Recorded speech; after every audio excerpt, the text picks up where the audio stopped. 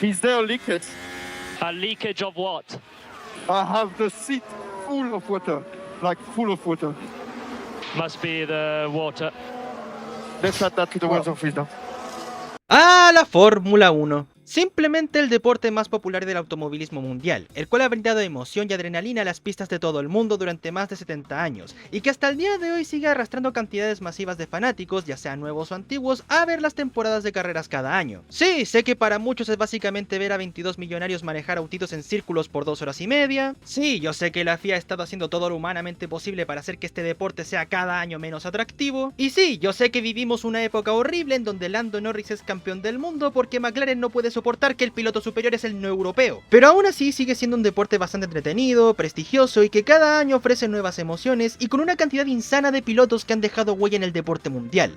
Los años 2020 fueron marcados por Max Verstappen, los 2010 por Sebastian Vettel y Lewis Hamilton, los 2000 por Michael Schumacher y Fernando Alonso, los 90 por Mika Häkkinen, Ayrton Senna y Alain Prost, los 80 por Nigel Mansell y Nelson Piquet y los 70 marcados por la dupla de la que vamos a hablar hoy, James Hunt y Niki Lauda. Empezando por el primero, James Hunt fue un piloto de carreras nacido en Belmont, Inglaterra, el 29 de agosto de 1947. Estudió medicina en la Universidad de Wellington en Berkshire y a los 18 años la dejó para ser piloto de carreras. Empezó en la Fórmula Ford y la Fórmula 3, haciéndose un nombre en las categorías inferiores, hasta que el equipo Hesketh, el cual era un equipo nuevo fundado por el aristócrata Alexander Hesketh, lo fichó tanto en Fórmula 2 como en la misma Fórmula 1, logrando 7 podios con el equipo y una victoria en el Gran Premio de Países Bajos entre 1973 y 1975. En 1976 sería fichado por McLaren, tras la salida del brasileño Emerson Fittipaldi. Y aunque su temporada fue marcada por retiros en los grandes premios de Brasil, Long Beach, Bélgica y Mónaco, un podio en Sudáfrica, una descalificación en Gran Bretaña y una victoria en España que se le fue revocada por un incumplimiento de las especificaciones del motor,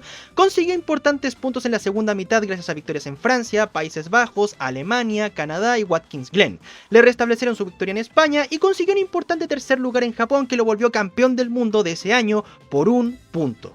Hunt era conocido por ser un piloto agresivo, determinado y muy talentoso, pero lo que lo hizo tan recordado fue su personalidad despreocupada ante la prensa y su vida llena de excesos que lo afectaron física y mentalmente. Era fumador empedernido, dedicaba sus tiempos libres al alcohol y a las mujeres, y su carrera en McLaren empezó a irse en picada la temporada posterior de su campeonato, quedando quinto en la tabla de posiciones, pero logrando 3 victorias y 5 podios. En 1978 solo conseguiría un tercer lugar en Francia, quedando 13º en el campeonato. En 1979, tras 7 carreras con 6 retiros en los grandes premios de Argentina, Brasil, Long Beach, España, Bélgica y Mónaco y un triste 8º lugar en Sudáfrica, James Hunt se retiraría oficialmente del automovilismo a media temporada, para volverse comentarista deportivo para la BBC, haciendo dupla con el todopoderoso Murray Walker, entre 1979 y 1993. Y fue en este último año en el que Hunt fallecería en su casa tras un infarto al miocardio, aun cuando estuvo mucho tiempo alejado del alcohol y el tabaco gracias a su esposa Helen Dyson, a quien le había pedido matrimonio un día antes de su partida. Por el otro lado de la rivalidad, Andreas Nicolas Lauda, mejor conocido como Niki Lauda, nació un 22 de febrero de 1949 en Viena, Austria. Creció en una familia adinerada de la ciudad, y al igual que Hunt, dejó su futuro como hombre de negocios y se convirtió en piloto en 1968, formándose en la Fórmula B, y en 1971 consiguió meterse a la categoría reina pilotando para March, y en 1973 fichó para BRM, consiguiendo resultados mediocres, pero no fue hasta 1974 que cosechó su leyenda tras ser fichado por Ferrari, debutando con un increíble podio en el Gran Premio de Argentina y posteriormente victorias en los grandes premios de España y Países Bajos, más otro podio en Bélgica, quedando cuarto en el mundial solo por detrás de Emerson Fittipaldi, campeón de esa temporada, Clay Regazzoni, su compañero de equipo y quien lo recomendó al cabalino, y Jody Scheckter, el único piloto africano en coronarse campeón del mundo. En 1975, Niki Lauda se consagraría con el título mundial, cosechando 8 podios y 5 victorias en Mónaco, Bélgica, Suecia, Francia y Watkins Glen. Y 1976 fue un año en el que tuvo el campeonato en el bolsillo, hasta que en el Gran Premio de Alemania, disputado en el circuito Nürburgring, sufrió un accidente que casi le cuesta la vida, y no solamente le dejó con quemaduras de tercer grado en su rostro, sino que provocó que sacaran Nürburgring del calendario, y plantearan cambiar las regulaciones de seguridad en los monoplazas. Estuvo ausente durante 2 carreras hasta que regresó para el Gran Premio de Italia, en donde sacó un agónico 4º lugar y perdería el campeonato por un punto tras su retiro en Japón. En 1977 conseguiría su segundo campeonato con Ferrari, superando a Jody Scheckter, Mario Andretti y Carlos Reutemann, ganando los circuitos de Kyalami, Hockenheim, Hockenheim y Zandvoort, y cosechando 9 podios.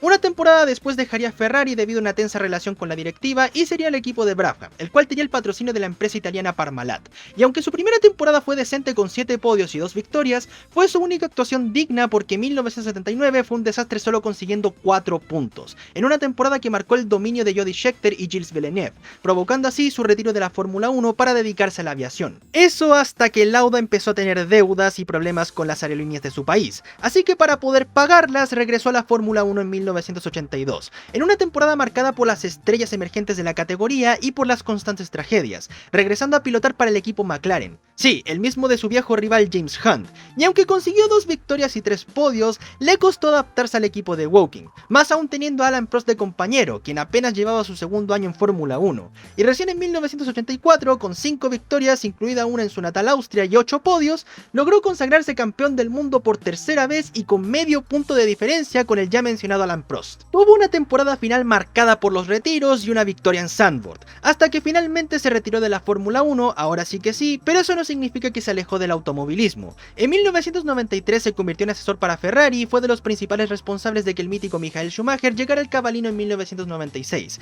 Entre 2001 y 2002 fue director de carrera del equipo Jaguar, que en su día era considerado el peor equipo de la década y que a futuro se convertiría en Red Bull Racing, y desde 2012 fue asesor y accionista de la escudería Mercedes durante la era de Lewis Hamilton y Nico Rosberg. Lamentablemente, por problemas de salud que arrastraba desde los años 90 y muchas operaciones, Niki Lauda dejó este mundo el 20 de mayo de 2019 a los 70 años, dejando un legado de victorias, cambios y mística en el automovilismo, el cual sigue siendo relevante hasta el día de hoy. Incluso Mercedes en el chasis de sus vehículos le dedican un homenaje con una estrella roja que incluso aparecen en los W16 de George Russell y Kimi Antonelli. Tanto Lauda como Hunt se consagraron campeones, hicieron historia en la Fórmula 1, el británico fue recordado como un piloto agresivo e intrépido y el austríaco como un piloto calculador y riguroso, lo que sirvió como la rivalidad perfecta entre las dos caras de una misma moneda, la cual llegó a su punto de ebullición en 1976, una lucha por el título tan icónica que le valió tener su propia película en el año 2013. Así que tifosis y papayas, esto es Rush, Pasión y Gloria.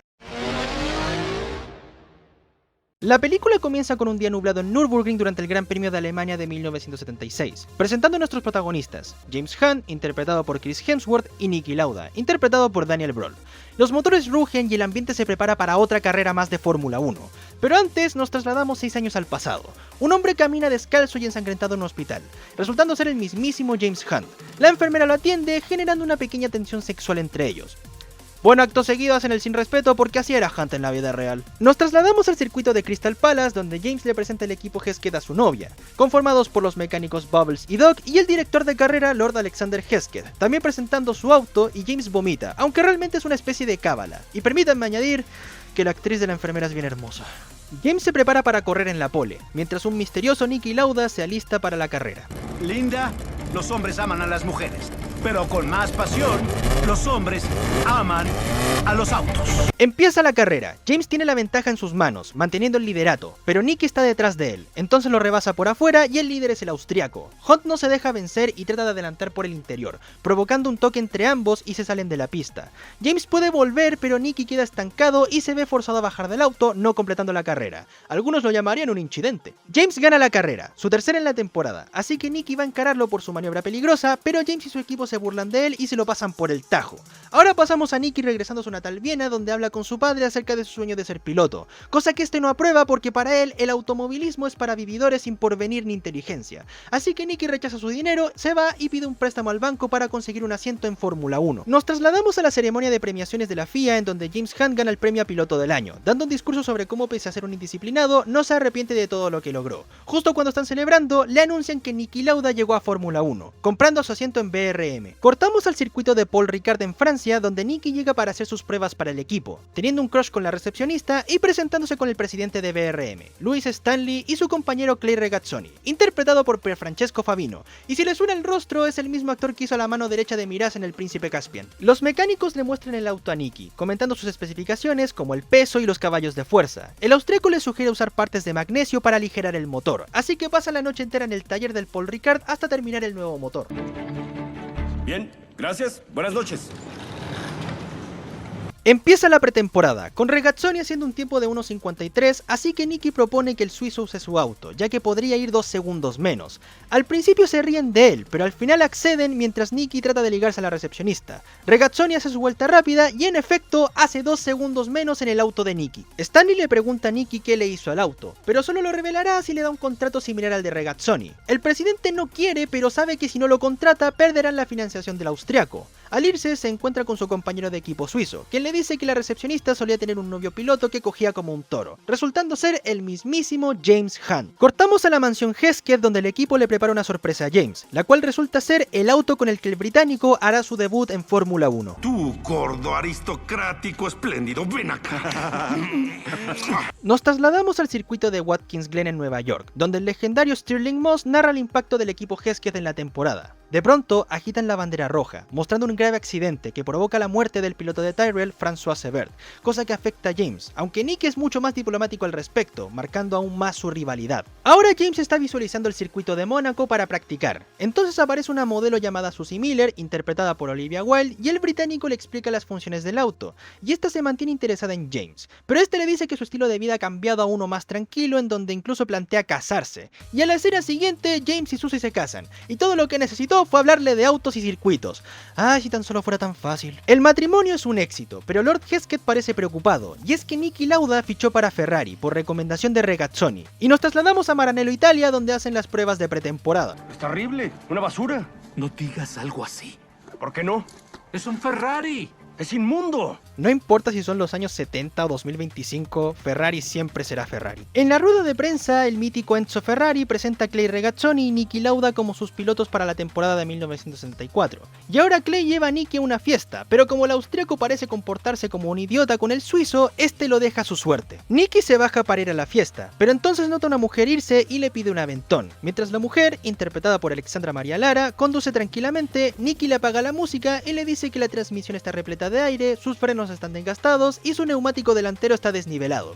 Dios me dio una mente mediocre, pero me dio un trasero que siente el mínimo detalle. La mujer insiste en que el auto está bien y que fue revisado, pero acto seguido el auto se le echa a perder, y la mujer se presenta como Marlene Naus, quien estaba en la fiesta por ser la ahora exnovia del anfitrión, y ahora le toca hacer autostop al estilo de los pioneros, cosa que funciona, pero los civiles en lugar de saludar a la señorita, se van con Niki Lauda porque los pibes nunca perderían la oportunidad de saludar a un piloto de Fórmula 1. Los tipos ofrecen que Niki conduzca su auto y Marlene descubre que es un piloto de Fórmula 1 para Ferrari, aun cuando no encaja en su definición de piloto de carreras atractivo y aparte conduce como si fuera piloto de Alpine. Pero Niki dice que no hay razón para conducir rápido hasta que Marlene se lo pide de una forma más coqueta y el austriaco pisa a fondo, haciendo que los italianos tengan el mejor día de sus vidas. Después de un pedazo de transición, vemos a Niki Lauda en el Gran Premio de Estados Unidos para la última carrera de la temporada, donde todos están atentos a la batalla entre el Hesketh de Hunt y el Ferrari de Lauda, pero una falla en el motor saca de la carrera al británico y Niki Lauda se convierte en el campeón del mundo de la temporada 1975. Los equipos celebran, Niki se saca fotos y James lo va a felicitar por su campeonato, aunque asegura que con un auto similar podría haberle dado una pelea igualada. Y discuten sobre cómo sus estilos de vida colisionan una con la otra y Niki le sugiere que pase más tiempo con su esposa en lugar de andar carreteando. Días después, James va a la casa de Lord Hesketh a preparar la nueva temporada, pero se encuentra con el auto desmantelado. Busca respuestas con Alexander, pero este le dice que al no conseguir patrocinadores, la escudería Hesketh se va a la quiebra y James queda sin equipo. En la casa, James se emborracha al ver que su sueño está por terminar y le pide a su hermano Peter que le consiga un equipo, pero parece que su mala reputación le hizo perder oportunidades en otros lugares. James está frustrado. Susie le ofrece salir el fin de semana, pero el británico la rechaza, la insulta y la aleja de su vida.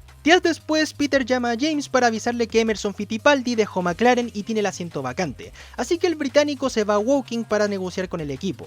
Pero estos parecen más interesados en el belga Jackie Ickx y James sigue insistiendo en que le den el asiento. ¿Crees poder vencerlo? Lo venceré en un McLaren, es el único que puede competir con un Ferrari. Tiempos aquellos cuando Ferrari daba más miedo que risa.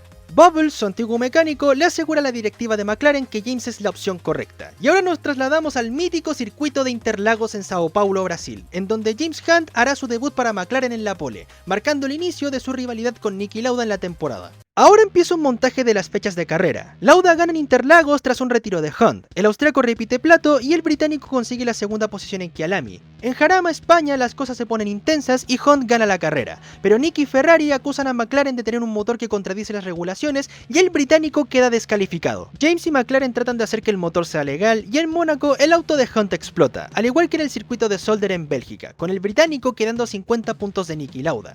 Mientras firman autógrafos, Lauda y Hunt hablan sobre la reconstrucción del motor y de cómo Niki le robó su victoria en España, y el británico lo llama rata. Las ratas son feas, sí, nadie las quiere, pero son muy inteligentes y con instinto de supervivencia. Nicky se burla de que a James lo dejó la señora y la directiva le da un periódico que dice que Susie se metió con un magnate. Y ahora pasamos a un restaurante en Nueva York donde James trata de recuperar a su ex esposa, pero ella ya tomó su decisión ya que ella se siente más amada con el magnate que con Hunt. Al salir, James da unas declaraciones en mala fe sobre Susie a los paparazzi, pero aún así es afectado, lo que provoca que regrese a sus viejos hábitos de cogerse a toda mina que se le cruce. Es el Gran Premio de Francia. James es más veloz que nunca y gana en Paul Ricard tras un retiro de Lauda, y también en el circuito de Brands Hatch en su natal Inglaterra, y tras revisiones al reglamento, la FIA le retiró la descalificación en España, volviéndolo ganador legítimo de esa carrera, cosa que complica a Nicky en el campeonato. Ahora cortamos al registro civil austriaco, en donde Nicky y Marlene hacen oficial su matrimonio y se van de luna de miel a Ibiza, España. Esa noche, Nicky mira el paisaje pensando en cómo ahora es mucho más feliz.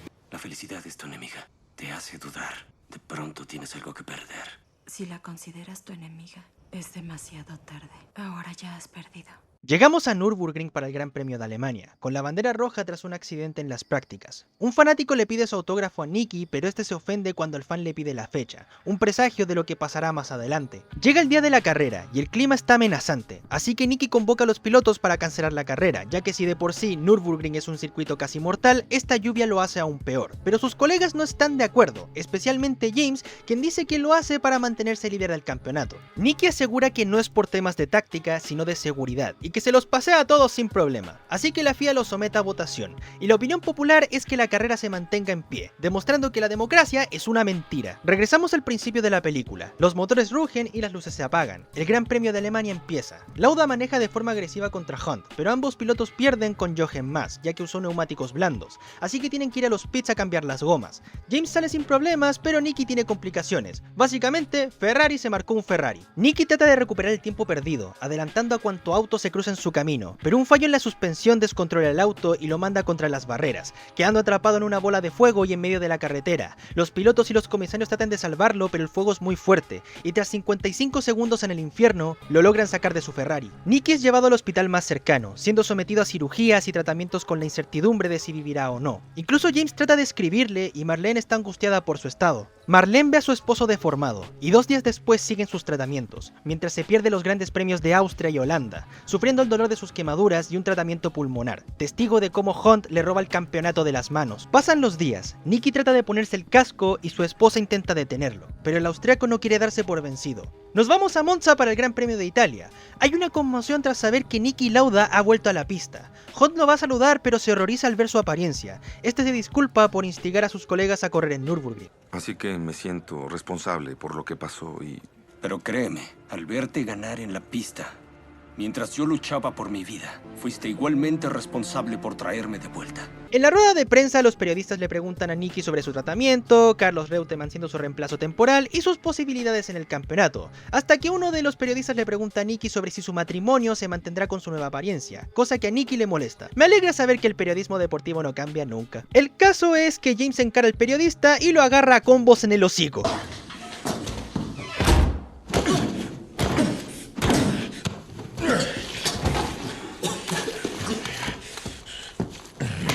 Ahora regresa a tu casa y pregúntale a tu esposa cómo te ves. Es el día del Gran Premio de Italia, todos expectantes al regreso del terror austriaco. Aun cuando su dolor es intenso, los motores se encienden y Monza está lista para ver acción. Pero Nicky está perdiendo posiciones rápidamente y conduciendo de forma torpe. Hans Stock y Mario Andretti chocan y Nicky gana posiciones, rebasa a Vittorio Brambilla y posteriormente a Carlos Reutemann. En eso nos revelan que Hunt volvió a tener problemas con el motor y Niki Lauda llega en cuarto lugar en una ovación gigante por parte de los tifosi. Es el final de la temporada en Japón. El circuito de Fuji está inundado. James trata de parecer parecer sereno, pero no lo está, y tiene intercambios verbales de ida y vuelta con Nikki. El clima en Japón no está mejorando. James sugiere que cancelen la carrera, pero ya es demasiado tarde. Por otra parte, Nikki está nervioso por revivir su trauma, pero dará un último esfuerzo por su esposa, y los mecánicos perforan el visor de James para evitar la condensación, sabiendo que esta la ganan sí o sí. El británico y el austriaco se dedican a una señal de respeto, los motores rugen por última vez y el Gran Premio de Japón da inicio. Las condiciones parecen difíciles para James, pero este toma la punta y Nikki lo sigue de cerca, pero el austriaco ve a su esposa fugazmente y decide regresar al pit lane. Los mecánicos de Ferrari le preguntan qué le pasa al auto, pero Nikki se baja de su Ferrari y se retira del circuito. Mientras tanto, James Hunt trata de conseguir el campeonato a ojos de sus viejos amigos y amores. Las condiciones empeoran y sus neumáticos se desgastan más y más, provocando que Andretti lo adelante y tenga un pinchazo en el neumático delantero izquierdo, así que toca ir a los pits. James tiene su mano destruida y los mecánicos le sugieren retirarse para no arriesgar más su vida, pero el británico no se va a rendir tan fácil y entra de nuevo a la carrera aún estando fuera del podio. Y a falta de 3 vueltas, Hunt está avanzando tras un trompo de John Watson y logra rebasar a Clay Regazzoni, pero la tabla de posiciones lo muestra en el 5º puesto. La carrera llega a su fin, el resultado de James le da el campeonato a Nikki. El británico se lamenta por no haber cumplido su promesa a los McLaren, pero resulta que terminó en 3ª posición, ganando el campeonato del mundo por tan solo un punto sobre Niki Lauda, con su ex esposa y sus amigos de Hesketh celebrando que James Hunt es campeón de la temporada de 1976, y Nikki se va junto a Marlene en el helicóptero, no habiéndose arrepentido de nada. Ahora pasamos a un montaje de James Hunt apareciendo en televisión, en revistas, yendo de fiesta en fiesta y grabando comerciales de aceite. Va rumbo al aeródromo de Bolonia, Italia, encontrándose con Nikki dedicando su tiempo a su segunda pasión, la aviación. Nikki y James hablan de sus diferentes formas de trabajar, de cómo James llegó hasta el extremo para vencer a Nikki, y el británico le aconseja al austriaco que disfrute más de la vida de piloto. Pero Nikki lo detiene antes de irse para tirarse otra de mis frases favoritas dichas en una película. Y un día el doctor entró y me dijo: señor Lauda, ¿me permite darle un consejo? Deje de pensar que tener un enemigo es una terrible maldición. Puede ser una bendición. Un sabio aprende más de sus enemigos que un tonto de sus amigos. Y la película termina con los dos pilotos aconsejándose y respetándose el uno al otro, mientras Nikki narra la trayectoria de su viejo rival, de cómo se reencontró con él siendo periodista deportivo, su muerte a los 45 años y de cómo siempre fue la única persona a la que le tenía envidia. ¡Al fin! Desde hace tiempo quería traerles esta película, y sinceramente no me importa si al video le va mal en visitas, me alegra haberla traído al canal. Como ustedes saben, soy fanático de la Fórmula 1, tanto así que de vez en cuando tiro referencias en mis videos que muchos que no son aficionados no entienden. Y me alegra por fin haber traído Rush, Pasión y Gloria al canal, porque no solamente me parece la mejor película de Fórmula 1 y una de las mejores películas de automovilismo, sino que me parece una de las mejores películas biográficas que jamás se han hecho. Empezando por lo visual, creo que las carreras se ven y se sienten increíbles. Puedes sentir la adrenalina con los planos, el movimiento de cámara y los ángulos que se notan en las pistas. Permite apreciar lo míticos de los vehículos de aquella época, tanto en el diseño de los chasis y el sonido de los motores. Era esa época de mayor mística en el automovilismo, donde las carreras eran un todo o nada constante y la película supo plasmar la adrenalina de los circuitos, los adelantamientos y hasta los choques. Asimismo, los efectos especiales me parecieron geniales. Me sorprendió saber que usaron poco CGI y en donde más se nota es en la escena del choque de Niki Lauda, porque para Rush utilizaron los autos reales manejados por dobles de acción y grabaron la mayoría de las carreras en circuitos ingleses y aeródromos de la Segunda Guerra Mundial, e incluso grabaron la escena del accidente de Lauda en el mismísimo Nürburgring, eso sin mencionar las réplicas de los vehículos que fueron realizados en base a documentos malogrados, y creo que el trabajo de efectos visuales fue bastante bueno para una película del 2013 sobre autitos de carreras. Pero lo que más me sorprendió fueron los efectos prácticos del gore y el trabajo de maquillaje. No es secreto para nadie que al menos en los 70s los accidentes mortales en la Fórmula 1 eran más recurrentes que ahora, ya que los vehículos en esa época no eran nada seguros. En esa época no existía el concepto de los chasis de fibra de carbono o el halo, que ha logrado salvar un montón de vidas en la era moderna, como a Yuki Tsunoda en Imola 2025 o Romain Grosjean en Bahrein 2020. Y creo que Rush supo cómo plasmar las consecuencias de los choques mortales, ya sean cómo de brutales son las muertes de los pilotos o las lesiones de los mismos, cosa que lamentablemente era muy común por esa época y la película lo representó muy bien. Aunque por lejos lo mejor en este aspecto es el trabajo de maquillaje de Niki Lauda. No se cortaron a la hora de mostrar cómo quedó el austriaco, el efecto de las hinchazones y la carne que se le suelta por las quemaduras, y cómo después se muestran sus cicatrices después de las constantes operaciones y tratamientos médicos, fue un momento bastante crudo y que demostraba a qué punto llegaban los accidentes de Fórmula 1. Y creo que los efectos y el maquillaje de Niki Lauda fueron un acierto al blanco, y me parece inaudito que los Oscars de 2014 no hayan nominado a Rush por mejor maquillaje y peluquería. Otra cosa que me parece magistral es cómo lograron representar muy bien la cultura de la Fórmula 1. Me gusta cómo logran mostrar lo mediático del deporte, cómo cada carrera parece ser un evento importante, lo estresante que era trabajar en el pit lane, que no era tan veloz como ahora, que oscila entre 2 y 3 segundos, a menos que seas Alpine, el periodismo de este deporte y cómo a veces resulta estar tan lleno de ratas embusteras y maliciosas, y cómo mucha gente trata a los pilotos más como celebridades que como deportistas, cosa que muchos puristas de la Fórmula 1 dicen que es cosa solo de ahora, cuando siempre ha sido así, y creo que esto se trata de una investigación bastante rigurosa respecto a cómo funciona el gran circo, y no me extraña viniendo de un director como Ron Howard, quien es alguien muy capaz de contar una historia real en la pantalla grande. La dirección y el trabajo de fotografía también me parecieron geniales, los ángulos de cámara, las tomas generales, el énfasis en el chasis de los vehículos y las transiciones de espacio-tiempo son de una calidad bastante genial, y si bien no son tan extraordinarias como la película de Fórmula 1 dirigida por el mismo director de Tron Legacy que salió el año pasado, lograron hacer que las carreras se sientan con mucha adrenalina, e incluso algunos ángulos generales y puestas en escena me parecieron grandiosas. Las actuaciones también me parecieron geniales. Sé que mucha gente adora a Chris Hemsworth como Thor, pero para mí su mejor papel siempre va a ser James Hunt en esta película. Logra proyectar bien lo fiestero, despreocupado, soberbio y seguro de sí mismo que era el piloto británico, pero también lo realmente apasionado que era por las carreras, y ese terror que siente cuando ve un accidente y se da cuenta en dónde se metió. Fácilmente una de las mejores actuaciones de Hemsworth en toda su carrera. Cosa chistosa, pero en un podcast, Freddie Hunt, hijo de James, había dicho que no le gustó cómo Hemsworth interpretó a su padre, ya que lo ponían como un soberbio bueno para el jolgorio, y el actor nunca los contactó para saber cómo era realmente, pero Niki Lauda dijo que la caracterización del actor fue bastante buena y se parecía al Hunt real, y considerando que Hunt hijo perdió a su padre a los 6 años y Niki lo conocía desde su época en fórmulas inferiores, creo que le tomaré la palabra a Niki. Pero para mí, quien se lleva las palmas es Daniel Brühl, y no lo digo porque es uno de mis actores favoritos, sino que genuinamente es una de las mejores actuaciones de una película biográfica. Según cuentan, Brühl y el propio Niki Lauda pasaron bastante tiempo juntos para entender la forma de expresarse del piloto,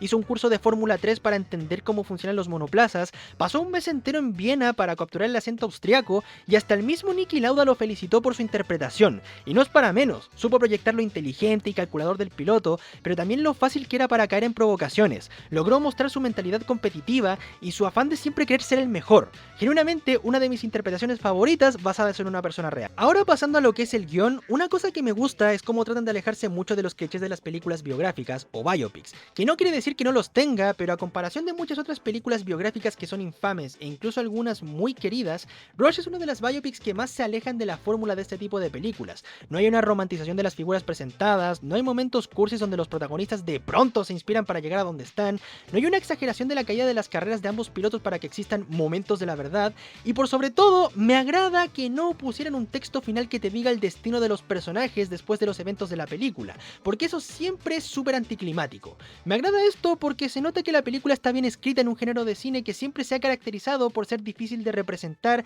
y simplemente se enfocaron en contar una rivalidad legendaria de la mejor forma que se pudiese. Ligado a esto, la forma en la que contaron la rivalidad de James Hunt y Niki Lauda es muy buena. Si bien no es como en la vida real en donde el británico y el austriaco eran buenos amigos y hasta llegaron a vivir juntos en su etapa de Fórmula 3, creo que a nivel narrativo fue una rivalidad bien construida. Empieza como una suerte de antagonización mutua en donde predomina un choque de egos, después conviven más y se dan cuenta de que no son tan diferentes uno del otro, para al final aprender mucho uno del otro, con James aprendiendo a saber cuándo detenerse, a apreciar a las personas que te rodean y al ser un deportista responsable, y Niki aprendiendo a soltarse de vez en cuando, a ser alguien más sociable y abierto y a siempre apreciar a las personas que llegan a tu vida, incluyendo tus enemigos. Establecen muy bien que Niki y James son las dos caras de una misma moneda, ambos competitivos, con los típicos egos de los deportistas y que siempre están dispuestos a llegar al límite de sus capacidades con tal de llegar a la victoria, y sin necesidad de poner a uno como el héroe y al otro como el villano, y ese es otro punto positivo, que contarán la historia de forma intercalada para que podamos ver ambos puntos de vista, cuáles fueron los eventos que los llevaron hasta donde están y cuáles fueron sus altos y sus bajos, permitiendo simpatizar y condenar las acciones de los protagonistas, y creo que esa humanización denota bien la calidad del guión. Otra cosa que me gusta es que no hay realmente un antagonista para la trama en sí. En este tipo de películas siempre crean un antagonista original para detener a los protagonistas, o en otros casos toman a personas que vieron los eventos reales y los vuelven los antagonistas. En Rush todos los personajes, incluso los que parece que van a entorpecer el camino de los protas, no son realmente los malos, solamente son obstáculos que o bien son superados o se convierten en parte del viaje. Esto no sé si realmente es un punto positivo, pero me da risa como Rush trata a Ferrari. En cualquier otra película tratarían a los italianos como una escudería intocable o respetable, pero no tienen miedo a mostrarla como una escudería imperfecta y que se manda las peores cagadas en el peor momento, cosa que pasó en los 70s y en la actualidad. Ahora pasemos a los puntos negativos. ¿Se acuerdan que dije que la película se alejaba de los clichés de las biopics? Bueno, también dije que no significaba que no tuvieran, porque tienen algunos, como por ejemplo que la peli empiece por la mitad para poder ver las vidas de los personajes antes de llegar a un punto específico, que en sí no es un mal recurso, pero en este tipo de películas está súper quemado, aunque en este caso pueda aplicar porque el accidente de Niki Lauda fue pivotal para el campeonato de 1976. Pero si hay un cliché que detesto de estas películas, es la del montaje que muestra menos de lo que cuenta, que son muy comunes en este tipo de películas, porque más que hacer un montaje más parece como una lista de supermercado en donde tachan todos los eventos que se van hilando hasta llegar al punto de partida. Es como, pasó esto, luego luego aquello, y es un problema que hace que la primera mitad de la película se sienta inferior a la segunda. Muestran poquísimo de la temporada 1976, que se supone que es la que nos importa, pero muestran carreras de Fórmula 3 y la temporada 1975. A lo mejor el problema es cómo la película está editada, porque la misma parece ir saltándose ciertos eventos, porque en una escena tienes a Niki en BRM, pasamos a Hunt en Hesketh, conoce a Susie, se casan y pum, Niki Lauda está en Ferrari. Incluso llegué a confundirme respecto a las fechas y en qué parte de la historia estábamos, porque por mucho que ponían estos cartelitos que te mostraban los grandes premios y el año, no podía ubicarme, a menos que usara la página de Wikipedia. Y me parece raro porque la película ganó un BAFTA a Mejor Edición, y mira que hay cosas que alabarle a Rush, pero la edición no siento que sea una de ellas. Y también hay muchos eventos de la película que no son como ocurrieron. Por ejemplo, Niki Lauda y James Hunt nunca compitieron en el circuito de Crystal Palace, James Hunt nunca fue rogando a McLaren para que le den un puesto, sino que fueron los mismos de McLaren los que se acercaron a Hunt, el británico nunca agarró a golpes a un periodista, aunque si me lo preguntan a mí, todos los pilotos de Fórmula 1 tienen la obligación de pegarle a uno por carrera. Hunt tampoco ganó el Gran Premio de Gran Bretaña del 76, de hecho fue descalificado, aunque creo que se confundieron con el del 77, y por sobre todo, James y Niki tenían una rivalidad, pero no se llevaban tan mal como lo plantea la película. En realidad eran buenos amigos, incluso llegaron a compartir piso cuando aún estaban en las inferiores. Y digo esto como recordatorio de que no tomen las biopics como realidad e investiguen la veracidad de los hechos. Ahora pasemos a los personajes. James Hunt en la vida real sí fue alguien bueno para la fiesta y la bebida, y en este caso lo supieron representar bien, pero también que a pesar de ser alguien seguro de sí mismo y con una confianza inquebrantable, aprende a ser responsable de sus acciones, a tomarse en serio los peligros del automovilismo y a dar siempre lo mejor de sí mismo. Es alguien que a pesar de todo siente miedo pero no flaquea a la hora de la verdad, y eso es lo que lo llevó a ser campeón del mundo, y ver que incluso llegó a sangrar tomando la palanca de cambios fue un indicativo de lo lejos que estaba dispuesto a llegar para ganar. Igualmente después de su retiro, Hunt dejó su vida de excesos y comenzó a ser mucho más sano, e incluso en su era como periodista deportivo criticó fuertemente que la Fórmula 1 organizara carreras en Sudáfrica durante la época del apartheid, que fue una era de opresión racial en dicho país, así que recordarlo exclusivamente por ser un fiestero no me parece del todo honesto. Pasando a Niki Lauda, pues no por nada se convirtió en el piloto favorito de muchos, incluso aquellos que jamás lo vieron correr. En esta peli lo muestran como alguien inteligente, que sabe lo que hace y que aunque no siempre gana, deslumbra con la forma en la que maneja, pero que también es alguien con nulas capacidades sociales y que, aunque no lo demuestre, tiene un ego bastante elevado. A lo largo de la película va aprendiendo de su rival acerca de soltarse más públicamente y saber disfrutar de los beneficios de ser piloto, y así como en la vida real, supo dejar de lado su orgullo y reconocer que le tenía envidia a James Hunt por su forma de ser. Incluso después del accidente, la Fórmula 1 hizo un esfuerzo para prevenir algo similar. Quitaron los cinturones de seguridad, mejoraron los trajes cortafuego, los soportes para el cuello, mayor resistencia en la cabina del piloto y hasta quitaron la configuración Nordschleife del circuito de Nürburgring y lo reemplazaron por el Hockenheimring, aunque este ha ido alternando entre este último y la configuración Streck del primero, hasta que dejaron de celebrar el Gran Premio de Alemania en 2020 y no ha vuelto porque la FIA prefiere los petrodólares y las carreras en Estados Unidos. Siguiendo con los personajes, Marlene Naus también me pareció interesante. Es una mujer con clase, que dice lo que piensa, que no tiene miedo a admitir cuando se equivoca y que se nota que amaba a Niki aun cuando se conocieron de forma atropellada. En la vida real los dos bromeaban juntos respecto a la apariencia del austriaco y tuvieron un matrimonio estable hasta 1996, y grata fue mi sorpresa cuando me enteré que ella es mitad chilena, creció en Valdivia y antes de su divorcio se iban a vivir en una parcela en Futrono, así que una vez más el mejor país de Chile fuerza relevancia en el cine y en la Fórmula 1. Susie Miller apareció poco, pero me gustó cómo establecieron al personaje. Es elegante, directa, que no aguanta las weas de otros ni se deja maltratar, es alguien que sabe lo que quiere y lo que espera en un hombre, y reitero que me alegró saber que no volvió a los brazos de James solo porque este fue exitoso. Eso hubiera sido una decisión estúpida. En cuanto a otros personajes, creí que Regazzoni iba a ser más importante, pero lo dejaron de lado después del segundo acto. El equipo Hesketh me cayó bien y se nota que es una escudería que fue creada post nomás, y los mecánicos de Ferrari y McLaren son quizás los personajes más caricaturescos porque no es normal que al menos los ejecutivos de McLaren hablen casi en sincronía. Me dio hasta risa. La música pues es maravillosa, no esperaba menos del monstruo de la batuta que es Hans Zimmer, porque es increíble cómo logra capturar la adrenalina y el hambre de victoria de los pilotos, y creo que Lost But Won, el tema que suena por el final, es probablemente una de las mejores composiciones del alemán, y no me extraña que volviera a componer para una película sobre Fórmula 1, considerando que fue el encargado de la banda sonora de la película de Brad Pitt y Damson Idris. Y por último el doblaje, que fue realizado en Candiani Dubbing Studios bajo la dirección de Ricardo Tejedo, y el doblaje me parece bastante bueno, con muy buenas actuaciones por parte de los actores principales y secundarios, pero me van a perdonar ya que sinceramente les recomiendo ver la película en su idioma original, por 3 motivos. 1. Se puede apreciar más el trabajo vocal de Daniel Brühl. 2. Hay unos cuantos errores de traducción y adaptación que me llegaron a sacar de la película, cosa que no me extraña viniendo de Candiani. Y tercero, no sé quién sea el actor del relator, pero puta que lo hace mal, y me sacó de la película. Hubieran puesto a Tornelo. Niki Lauda es interpretado por Oscar Flores, uno de mis actores de doblaje favoritos, y me sorprende que Rush fuera la única vez que doblara a Daniel Brühl porque la voz le queda y su interpretación fue bastante magistral. Supo proyectar lo inteligente, esforzado y profesional que era el piloto, y especialmente en las escenas del hospital hizo muy buen trabajo con el dolor de su voz. Increíble actuación por parte del Rey Helado. James Hunt es interpretado por Andrés Gutiérrez Coto, y también hizo un trabajo bastante decente, aunque no suena muy diferente al Thor del MCU. De todas formas no me imagino a Chris Hemsworth con otra voz en español que no sea la de Gutiérrez Coto chiquito. Ross, Pasión y Gloria es fenomenal, las carreras son entretenidas, la cinematografía es preciosa, las actuaciones son geniales, cuenta de una forma muy entretenida una de las rivalidades más generacionales de la Fórmula 1,